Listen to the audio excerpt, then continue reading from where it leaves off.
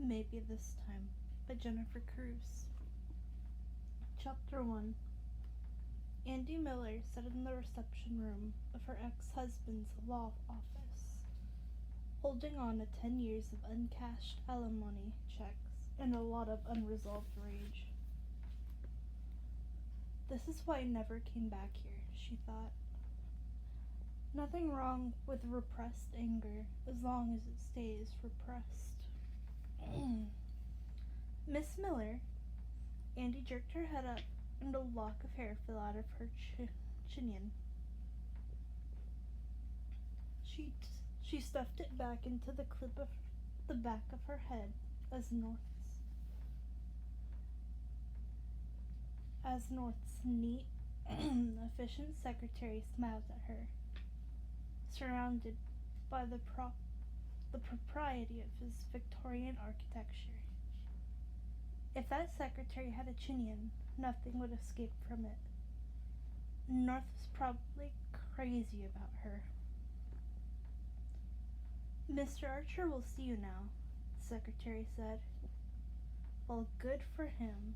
Andy stood up and yanked on the hem of the only suit jacket she owned, and then wondered if she sounded hostile. He's really very nice, the secretary said.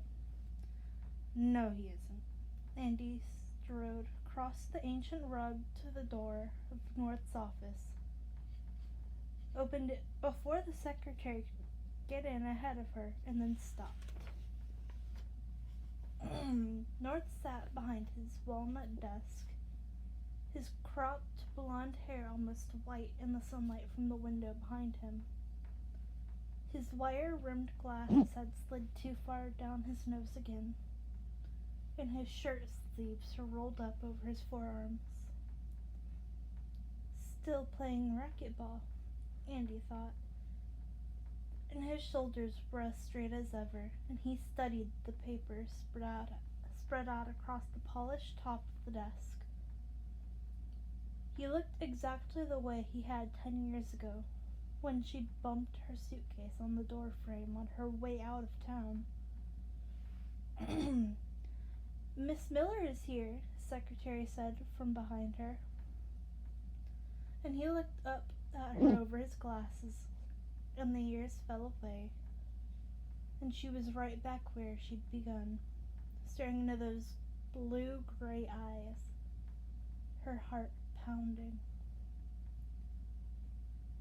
After what seemed like forever, he stood up. Andromeda, thank you for coming. She crossed the office, smiled tightly at him over the massive desk, deciding that his hand would be weird, and sat down. I called you, remember? Thank you for seeing me.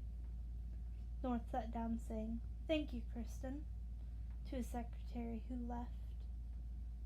So, the reason I called, Andy began, just as he said, How is your mother? Oh, we're going to be polite. Still crazy. How's yours? Lydia is fine, thank you. He straightened the papers on his desk in one stack. A lot of really big trees had died to make that desk. His mother had probably gnawed them down, used her nails to saw the boards, and finished the decorative cutwork with her tongue. I'll tell her you asked after her. She'll be thrilled. Say hi to Susie for me, too. Andy opened her purse, took out the stack of alimony checks, and put them on the desk. I came to give these back to you. North looked at the checks for a moment, the strong, sharp planes of his face shadowed by the backlight from the window. Say something, she thought, and he didn't. She said, They're all there, 119 of them. November 1982 to last month.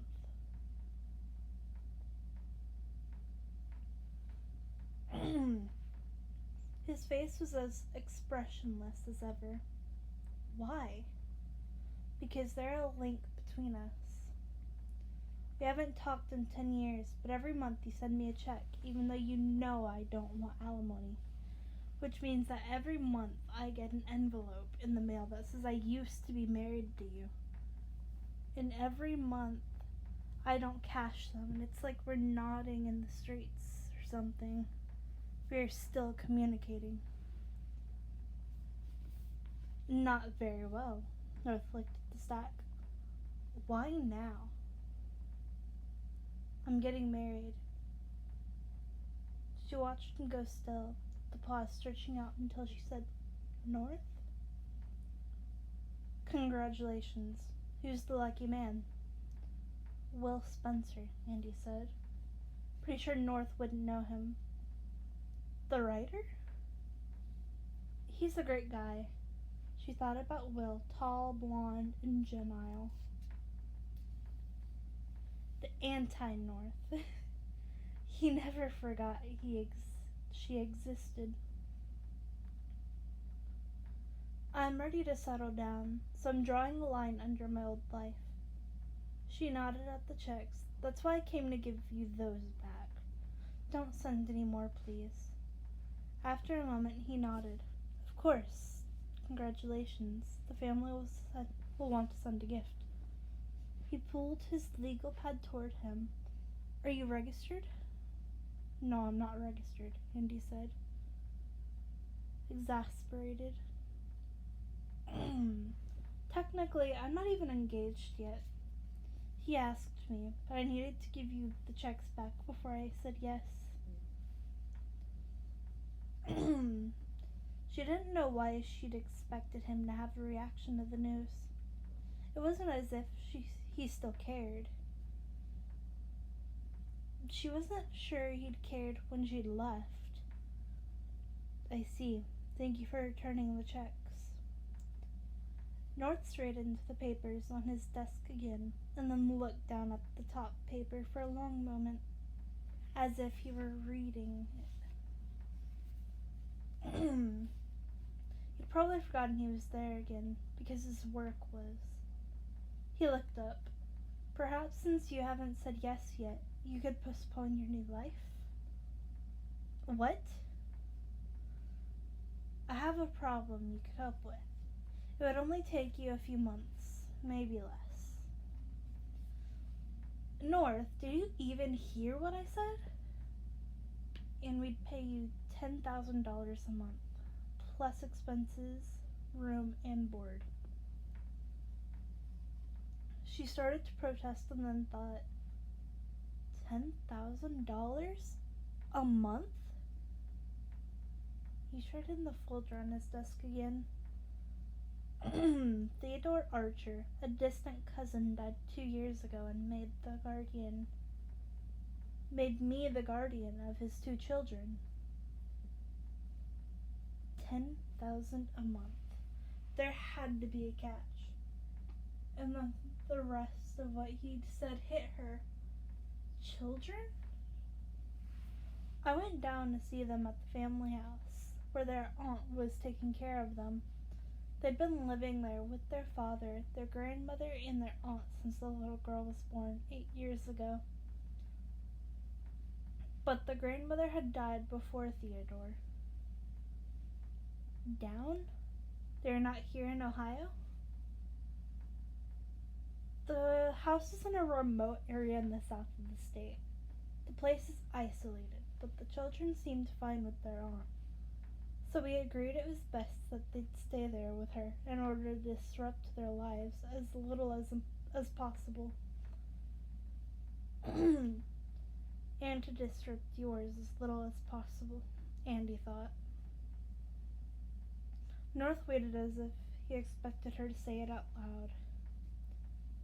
When she didn't, he went on. Unfortunately, the aunt died in June. Since then, I've hired 3 nannies, but none have stayed. A lot of death in the family, Andy said. The children's mother died in childbirth with the little girl, The grandmother died in her 70s of a heart attack. Theodore was killed in a car accident.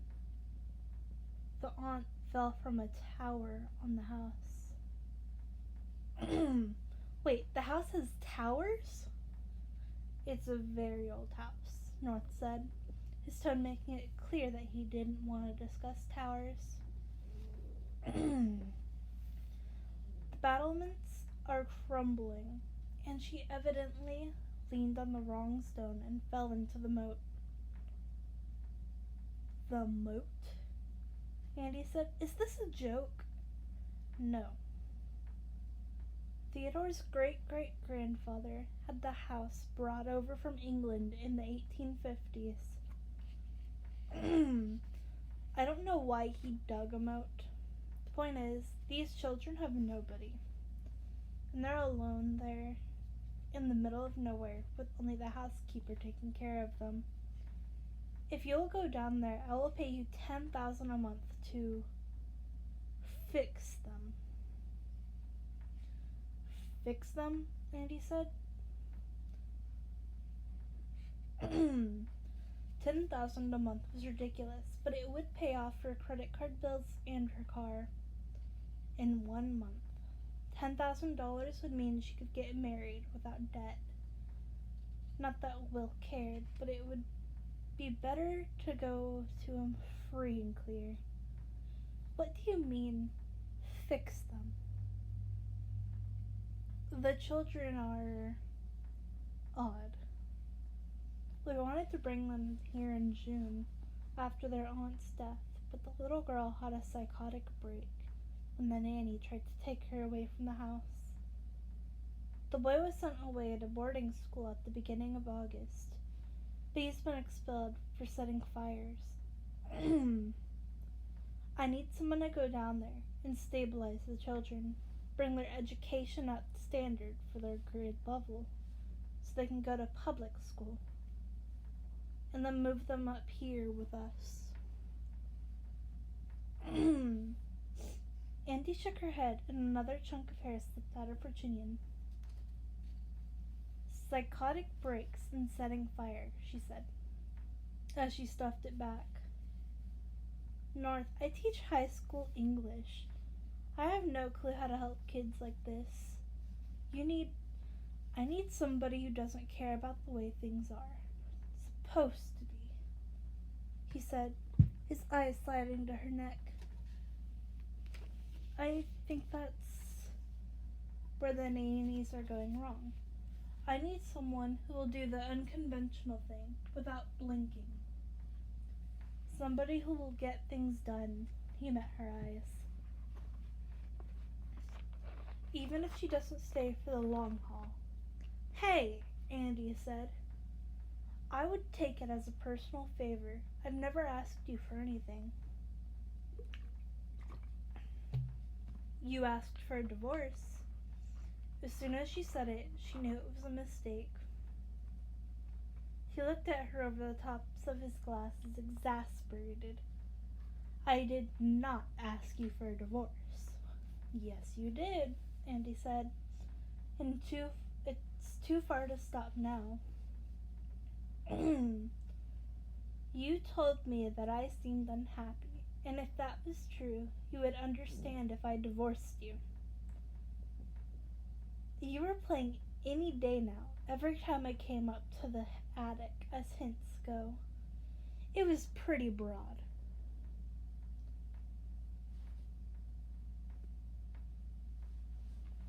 He looked annoyed, so that was something, but it didn't do anything for her anger. There are people who, if their spouses are unhappy, try to do something about it. I did. I gave you a divorce. You had one foot out of the door anyway. Do we need to review that again? No. The divorce is a dead subject, and the ghost of it is sitting right here with us. Although maybe only with her. North didn't look haunted at all. I realize you're getting ready to start a new life, he went on. But if you haven't made plans yet, there's no reason you couldn't wait a few months. You could use the money for the wedding. I don't want a wedding. I want to get married. Why are you offering me $10,000 a month for babysitting? You didn't pay the nannies that.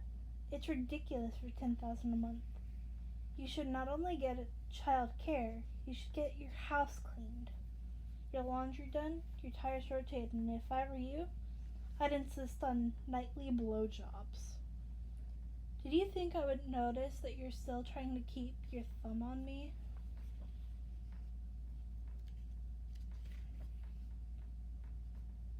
I'm gonna end this first part of the chapter here, since this chapter is so long. But I promise you, I will be right back.